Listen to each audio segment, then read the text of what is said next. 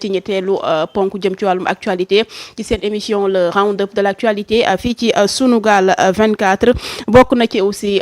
Seydina Alioune muy le rejet de la candidature du président Macky Sall jur na coow aussi. mérité taxaw nag. ak toogaay ñun ku ñuy suivre yàgg ñu seetaan fii. da ngay yàgg a xam ne bi ma seetaanee Sunugal 24 la comprendre ne. candidature Macky Sall bi reposé wul ci dara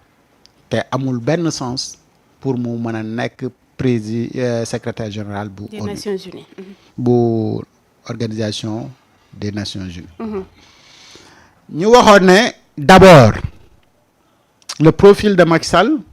président sortant ça pose problème parce que ONU ba mu di ONU ba léegi amul benn ancien président boo xamante ni mos na nekk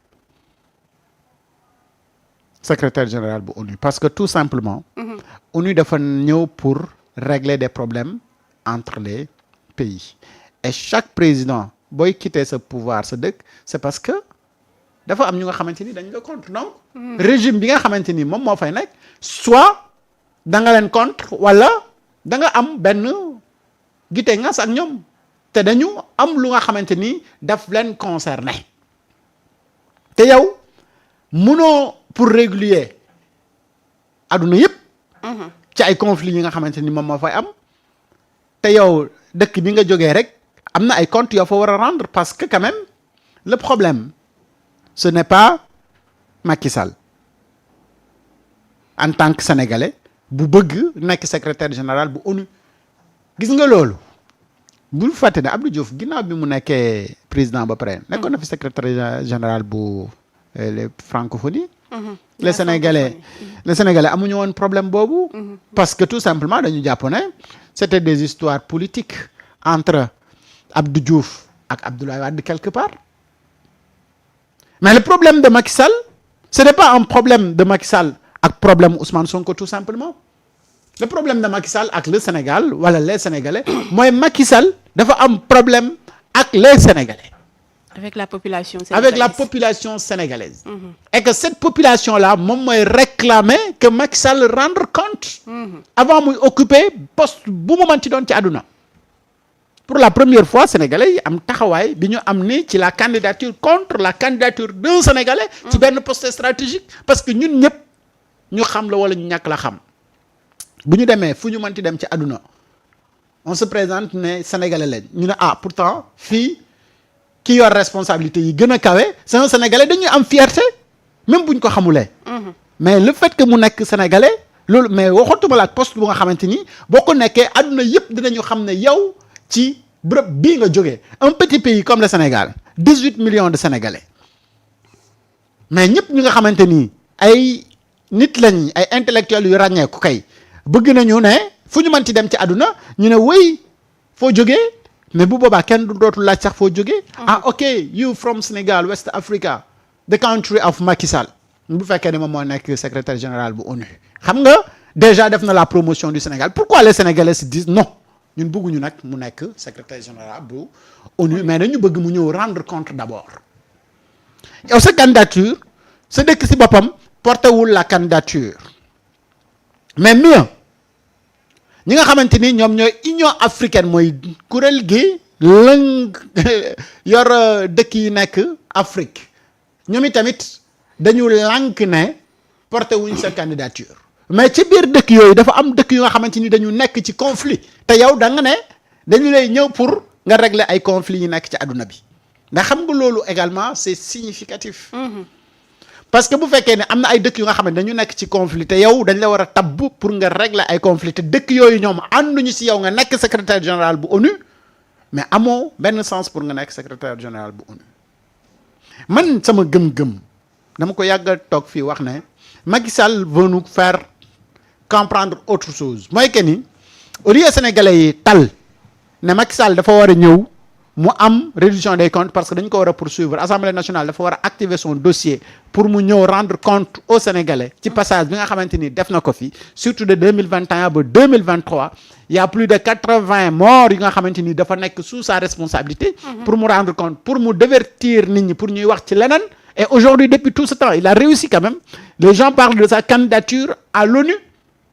Au lieu de parler de son dossier de haute trahison, wala yeneen yi nga xamante ni am na ci responsabilité pour mu ñëw ñu rendre ko compte. Aujourd'hui, on devait parler fan le dossier bi toll ak haute cour de justice, est-ce que dinañ ko convoquer kañ lay ñëw kañ la naka lay ñëwee et cetera et cetera. Donc mais mënuñu jàpp ci côté boobu stratégie wala divertissement la Macky bëggoon. Exactement. te dama ne ñi ñu yàgg a suivre yëpp ñun dañ leen yàgg a faire comprendre que ni Macky Sall ci beneen jeu la nekk budul devenir secrétaire général bu ONU. yaa ngi fàttaliku ne Macky Sall bi mu xëy keroog bi mu jógee ci présidence bu Sénégal ba léegi mu ngi xëy war a xëy. da nga fàtte ne GPU Macron la njëkk a doon envoyé spécial Macron. ginnaaw si gi mu ne la créé na benn holding bu mu dippee Sénégal ak Maroc. mais holding am boobu bu fekkee ni am na une stratégie pour lënkale mais loolu c'est plus avantageux que. mu nekk secrétaire général bu ONU parce que is your home business c'est mbirum bopp yow kese la. nga jógee waat fa noonu ñu defal la une communication si ne la intégré na kii boobu nu mu tudd bal leen ma fàttali rafraîchir leen ma mémoire bi. moo Ibrahim mu sam lay det dama fàtte tur bi ah. ñu ne la. intégré na xaw ma lan ak lan c'est-à-dire depuis boobu ba léegi Macky Sall nous faire comprendre tout sauf responsabilité yi nga xamante ni moom la amoon si sa gestion au Sénégal et gestion bi mu defoon au Sénégal de 2021 ba 2023 dafa am ay dégâts yu bëri yu nga xamante ni dafa am te le président de la République est civilement responsable. haute cour de justice ñëw ñu teg ko donc ñu ne ok probablement dans les jours à venir. Son dossier sera activé. Jusque-là may wax il n'y a pas encore de mise en accusation contre Macky Sall. alors que fii dama jàpp ne waruñoon dem ba mi-mandat wala 2 ans après et que les gens ne parlent pas de son dossier. Ousseynou Diallo nee na la moo Ibrahim. moo Ibrahim d'accord. moo Ibrahim. léegi. merci beaucoup Ousseynou. merci beaucoup léegi au lieu de nous parler de ça. Macky Sall il est en train de nous parler ay plusieurs projets à la fois et Sénégal portewul sa candidature mais Burundi moo porté sa candidature Union africaine portewul sa candidature Burundi du xataraayu qu'est-ce qui se passe? bonne question. et Burundi bokk na ci dëkk yi nga xamante ni ñoo ëpp det gën a sous-développé en Afrique. notre continent. Cela veut dire que bu fekkee ni ci représentation la ci côté ONU ñoom amuñu fa benn dayo bi parce que quasiment inexistant ci considération yi nga xamante ni waa ONU dañ koy am. posé wuñu fa. beneen bi mooy. moom Macky Sall amul ni parcours bi ni expérience bi ni dayo bi pour nekk secrétaire général bu ONU. parce que candidatu Sili bi nekkoon présidente Sili mais bi ñuy ñëwee validé wuñu candidature am dafa retiré wu tout simplement loolu moom la ñuy tuddee gentleman. te amul benn bruit. non sans bruit. alors qu'est-ce qui se cache derrière ay ambition wu Macky Sall léegi il faudra comprendre une chose mooy que ni refus rek la Macky Sall nekk di wër. c'est-à-dire njombe yeeg ñaawteef ak njaaxum yi mu def fii ci réew mi moom rek la bëgg fu muy daw pour làqatu ba nga xamante ni pour nga jot ci moom dafay jafe. te loolu Union africaine nee na ko góor gi Sall yow sa passage sa nekkin au Sénégal wax dëgg yàlla nag da ngaa war a rendre compte. donc ñun ñoo lànk bakkandaar. duñ la candidater te porté wuñ sa candidature donc cela veut dire tout simplement que sa candidature ne passera pas. et ça n'a pas passé. ndonte président Burundi dem na quand même déposer sa candidature parce que fii il ne s'agit pas d'élection loolu nañu ko xam ay consensus la